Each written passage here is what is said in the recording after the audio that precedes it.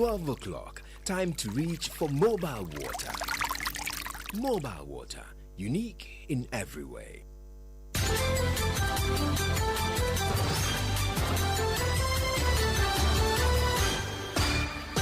Hello, good afternoon. Welcome to the Midday News. The news is live on Joy 99.7 FM, hits 103.9 FM in Accra, on Love 99.5 in Kumasi, and streaming worldwide at myjoyonline.com, X Spaces and YouTube. We're so live in all 16 regions of Ghana via partner stations including Radio Justice Tamale, Lolonyo FM Hohoi, Inkiliye FM Bole, Castle FM Cape Coast, Oil City Radio Takrade, Ganga FM Jirapa, and Radio Freed in Nandom. This afternoon, Chairman of the Constitution Review Committee, Professor Kwasi Prempeh, says government's decision to submit its own constitutional reform proposals has complicated an already challenging review process. It would have been helpful if the committee had had the government's position as input rather than as output. And we could validate some of the things that they want out of this process within our consultations and just get public reactions to it. Well, we have more as he urges inclusive public participation over a fast-tracked constitutional review. If it is controlled entirely by government until you get to Parliament for passage, then it begins to look like the ordinary way we make legislation. And Constitution is a different species of legislation. Also this afternoon, President Maame rejects claims that African involvement in the transatlantic slave trade diminishes the crime of slavery or weakens the case for reparations. Participated in it, and because they were Africans, then it means that the slave trade didn't happen. No, we reject that. With details, as it says, global awareness of the transatlantic slave trade is growing following the United Nations resolution recognizing it as the gravest crime against humanity. Also, heavy rains in Sandema in Busa North Municipality of the Upper East region leaves several homes submerged, large number of livestock dead, and several properties destroyed. We're live in the Upper East region for the details. After years of failed government promises, residents of Siru, mostly peasant farmers, are pooling their resources to build their own 6-unit classroom block. They have gotten us another 2 classroom unit block. That was last year, and this academic year they are embarking on another one, and they have just started molding the bricks. We'll tell you more in the final episode of our education series, Scrambling Start Season 2. And later, Ghana moves to take its tourism brand to the English Premier League with advanced talks to feature Visit Ghana on newly promoted Sunderland AFC's shirts and a new Ghana-UK partnership. These and more with me, Maame, Nyamekye Thompson. This is Joy News, independent, fearless and credible Tuesday.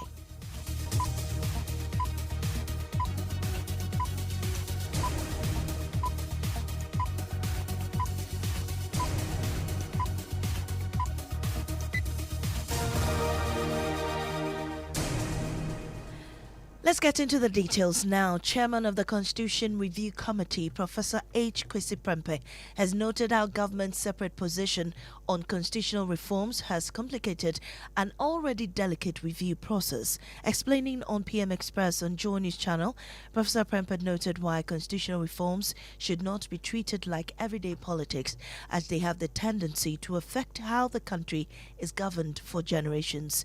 Acknowledging the impact of political influence on the process, he insisted on public deliberation against Russian reforms simply to secure votes. It would be a miracle if indeed there was no substantial divergence between the product of the committee and the government's position. The committee consulted with the establishment, elite sections of society, went to general public, met people where they lived. Now, that kind of a committee following that kind of a process is certain to come to conclusions different from a government position. So that we take the government position, at least I take it, as this is the view of the incumbent political insiders. It would have been helpful if the committee had had the government's position as input rather than as output. And we could validate some of the things that they want out of this process within our consultations, we could throw the issues out and just get public reactions to it. Well, Professor Prempeh also noted that though a more consultative approach may delay the exercise, democracy and constitution making are designed to be gradual. We must get it right because then it becomes more or less the template for the future. So if it is controlled entirely by government until you get to Parliament for passage, then it begins to look like the ordinary way we make legislation. And Constitution is a different species of legislation, especially when it gets to the entrenched provisions. Because of the high threshold that the Constitution imposes on that referendum process, if you do not get the maximum possible public airing of opinion around this issue, you might well spend money and not even get the 40% turnout, or even if you got it, not the 75%. So I think it's important that we make haste slowly in this process because we're doing it the first time and try to get it right. And you are the chairman of the Constitution Review Committee, Professor H. Kwasi Prempeh. Let's hear from Professor Bafwa Jimendria, his former United Nations Senior Governance Advisor. We're grateful for your time on the Midday News. So, Professor Prempeh says government separate, position has complicated the review process. What does this mean, or what risks does this pose to the legitimacy of the process? Well, first of all, legally speaking, the process is legitimate because we have a legitimate president and a government that decided to review the Constitution. So there's nothing wrong with it. But I think what is a bit disturbing is the fact that after you have allowed a committee to go around the whole country to collect views of people and to make recommendations, and for government to begin to reverse some of them or amend some of them in their own ways, I think that is the problem part. But there's no question about the legitimacy of the process. And he's also warning against rushing reforms. How should this proceed? That's a very excellent point. I think, you see, constitutions, as we all know, are made through elaborate processes and is meant to fulfill some essential needs of people. So if you rush it, you may end up not getting the right outcome for the whole kind of process. So I think some of them need time to deliberate. For instance, take the case of decentralization. This is a case that has been hanging for so long. And during the review process under President Mills, they recommended certain things for decentralization, including the election of MDCs and MCs. Of course, that government came with a white paper neutralizing the popular will of the people and rather suggesting a system of nominations and then election by the people. In the present case, we are told that instead of direct elections where people can stand on their own or as independents, the government rather wants to nominate 5 people, including 2 women, then in the end interviewing them and getting 3 people, 1 woman. And the Minister of Local Government will supervise in this. This creates a one-party system because if NDC is in power, it's not going to nominate NPP people, and vice versa. NPP will not be there and nominate NDC people. So in the end, we're going to have the same issue of one party ruling across the country, and that will be no decentralization.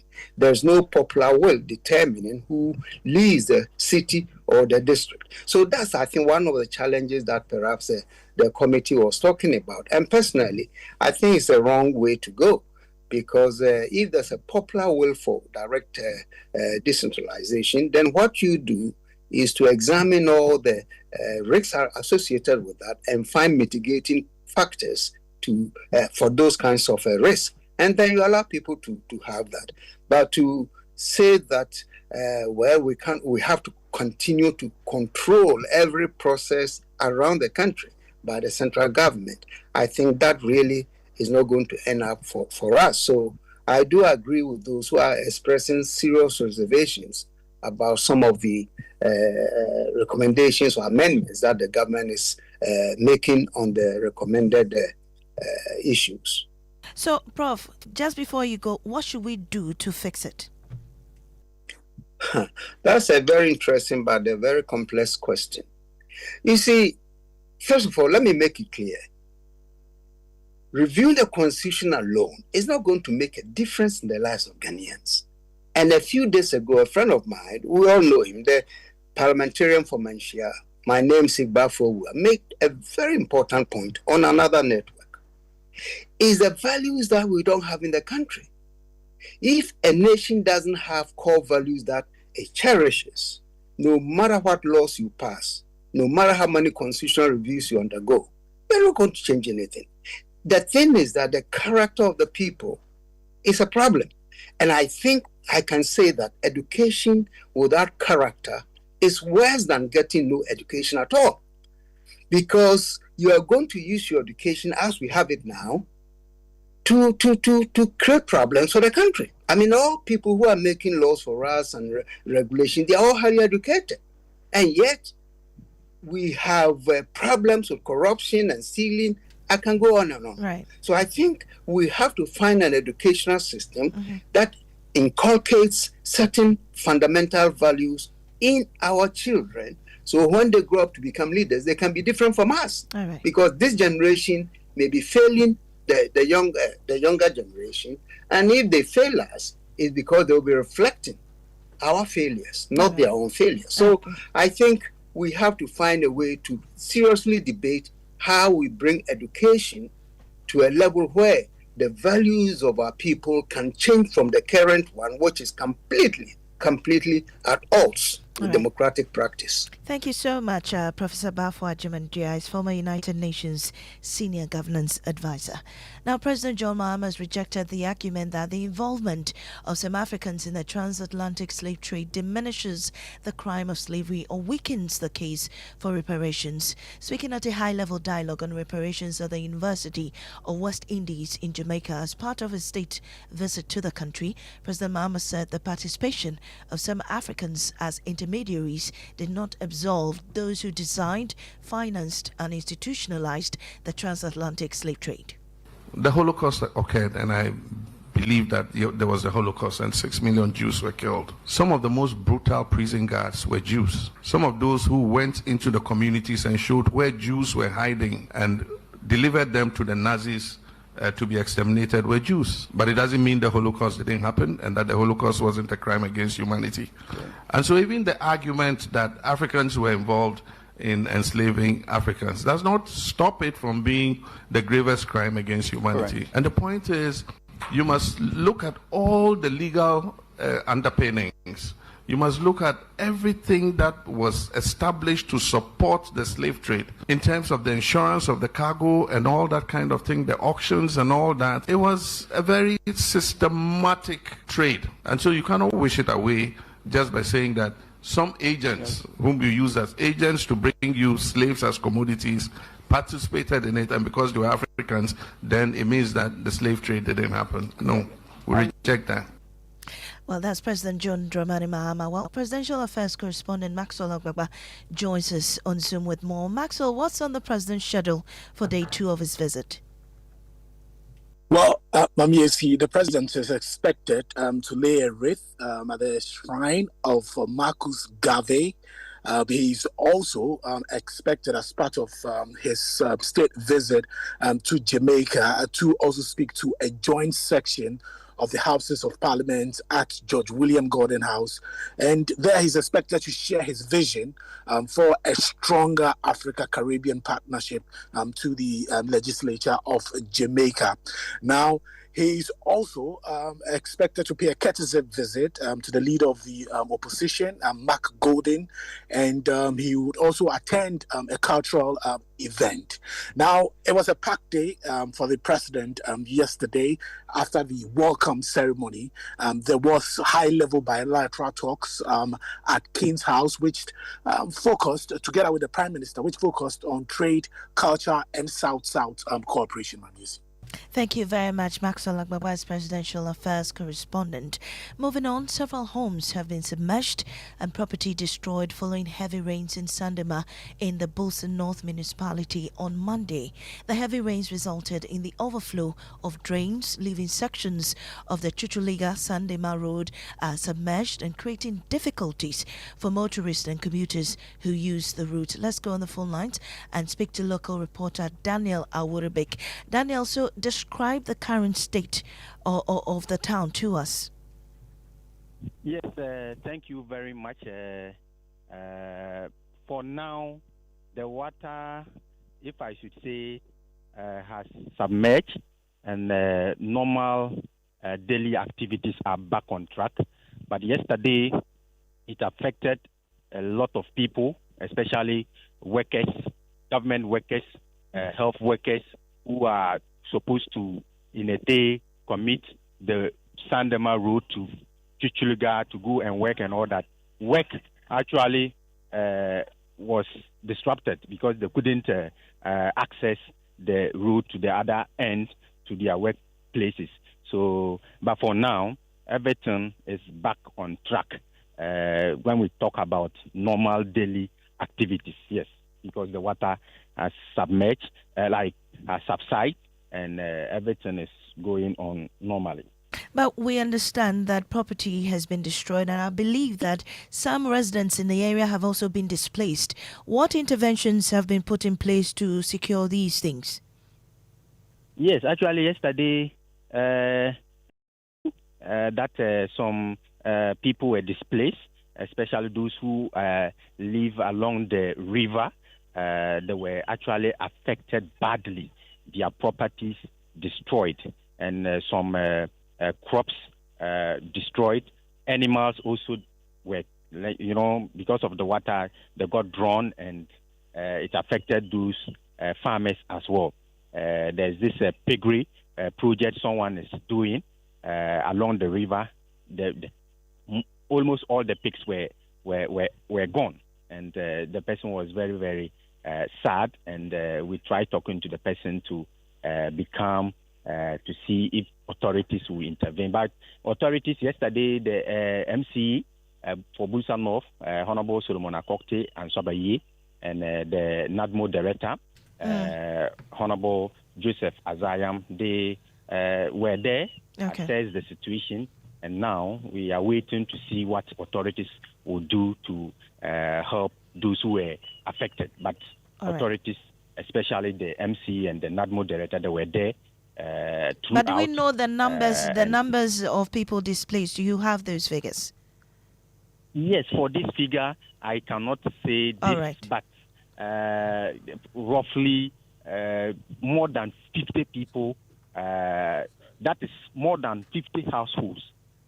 But the number of people affected, I cannot give you that figure, but more than 50 households were affected. Thank you very much. Well, the June 29 floods may be over, but residents of 4th Avenue at Greater Estate in Teshi are still living with the aftermath. A damaged road and bridge have turned what was once an easy commute into a daily struggle for residents and motorists. Namoko reports. Standing here on the 4th Avenue stretch of Teshi Greater Estate, getting home, well, something that should be one of the simplest part of the day has now become a difficult task for residents. Now, this road, which connects residents to their homes, has deteriorated so badly over time that it's leaving motorists struggling every day to navigate through the broken surfaces and deep potholes. For many here, they say the journey home is no longer a smooth ride, but rather a daily challenge for them. For years, this road served as a convenient link for residents accessing their homes. But after the floods, deep potholes, washed out sections, and a damaged bridge have transformed the route into a daily challenge.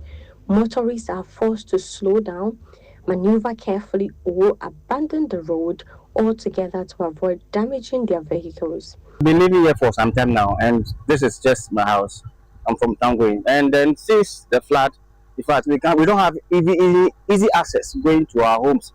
So we are pleading with the authorities, please, they should come to our aid. In fact, the road is in a very bad state. For residents, the impact goes beyond transportation. Some say they now struggle to bring their vehicles into their homes, while others have to pack away from their houses and find alternative means to complete their journey. We need the front, so the whole place we can't get good access to our houses. So we need to pack our cars down and go with Okada, which is very bad. And our roads before was very good. Yeah, I was in this area 2016, and it was very perfect road. Well, the MC for Ga South, Ga North Municipal Assembly, Akwete Agbo, has firmly dismissed speculation that a private individual is constructing toilet facilities beneath the ultra-modern Pokasase interchange along the Accra-Kumasi Highway. He explained that the project was initiated by the Assembly as part of a broader plan to relocate people to the area and ease congestion caused by drivers around the Pokasase junction. According to him, the project later stalled due to resistance from the transport operators and some operational challenges. Speaking to Joy News, Mr. Agbo stressed that claims suggesting that the facility is owned or being developed by an individual is false. No, it's not being built by individual.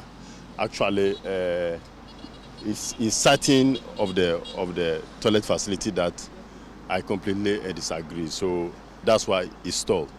It's the assembly that is trying to find a solution to the problem around the Pokasase interchange. And the main reason why we decided to bring a toilet facility here is that you can see Pokasase interchange is always choked. The transport operators are on the road, actually loading. So we want to address that. So we are decongesting Pokasase junction.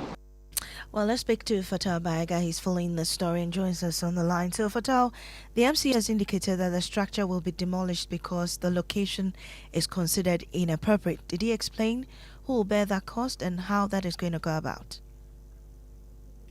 So basically, according to the MC, when this project was being put up, he told the contractor that the place that has been cited is not appropriate and that there was another place for them to build this particular structure. But the contractor went ahead to build the facility here. And so basically, he said that the contractor would take all the costs of the initial construction and also the demolition. So basically, he said that the assembly will not spend a peso in terms of this particular building at the moment.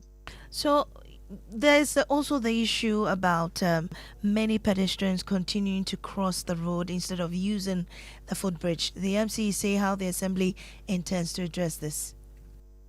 So basically, according to some of the people here, they say almost every week or two, people lose their lives here because they cross the main road instead of using the footbridge. So the MC said what they intend to do at the moment is to construct wire mesh on the median in order to prevent people from crossing the main road, and then so that they will use the footbridge in order to save lives. All right, Fatal Bayaga there, and you're still listening to the Midday News here on Joy 99.7 FM. We'll take a break. When we return, after years of failed government promises, residents of Siru, mostly peasant farmers, are pulling their resources to build their own 6-unit classroom block. They have gotten us another 2 classroom unit block. That was last year, and this academic year they are embarking on another one, and they have just started molding the bricks. And also, Ghana moves to take its tourism brand to the English Premier League with advanced talks to feature Visit Ghana on newly promoted Sunderland AFC's shirts and a new Ghana-UK partnership. Tuesday. Something exciting is stirring at the Joy News Habitat Fair. When I wake up in the morning, I brush my teeth with Kale Charcoal toothpaste. This gives me confidence all day. Anytime you meet Amma, don't be surprised I smile showing my beautiful white teeth because I don't have cavity thanks to Kale Charcoal toothpaste for its natural charcoal properties. In fact, we are like twins. I can't go without my Kale Charcoal toothpaste. That be why I use Kale Charcoal toothpaste morning and night when I go bed safe. It make my teeth white where it comot every scent from my mouth inside. My confidence level they go up, so I show my 32 teeth all. Introducing the Kale Charcoal Toothpaste, formulated with activated bamboo charcoal powder, ensures whiter teeth and removes bad breath. The strong natural property of the activated bamboo charcoal removes bacteria, absorbs surface stains on our teeth caused by coffee, wines, and tobacco. Welcome, Kale Charcoal Toothpaste. Kale Charcoal Toothpaste, Sankofa Yenchi. Kel, happy smile. This advert is FDA approved.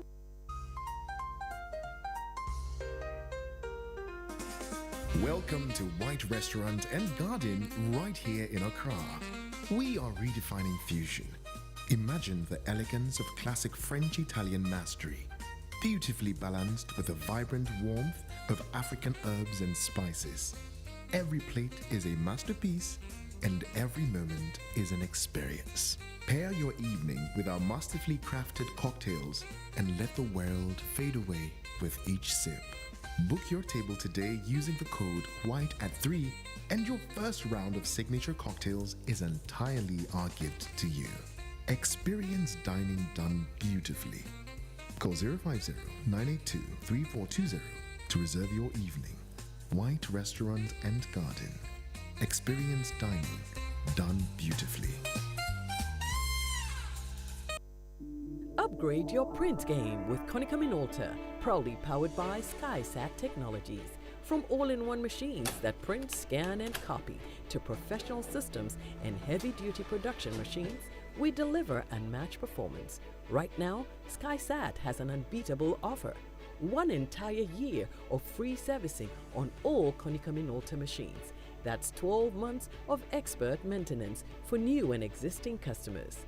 Visit our new VIP Print Center at Pegasus Place, Airport Residential Area for a live demonstration. Call us on 050-164-5180 or 0302-798-829. Again, it's 050-164-5180 or 0302-798-829. SkySat Technologies, performance that delivers every time.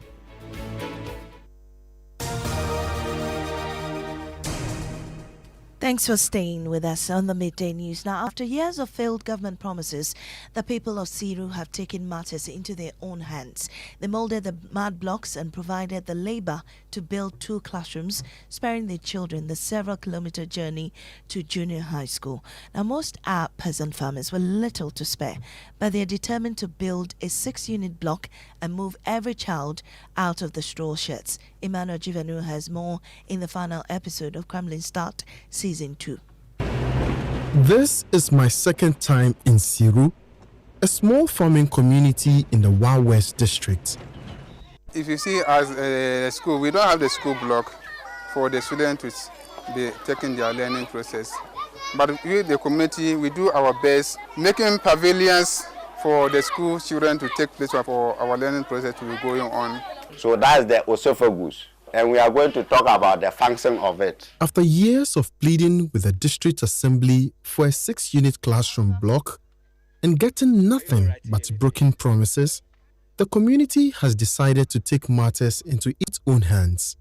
They have gotten us another 2 classroom unit block.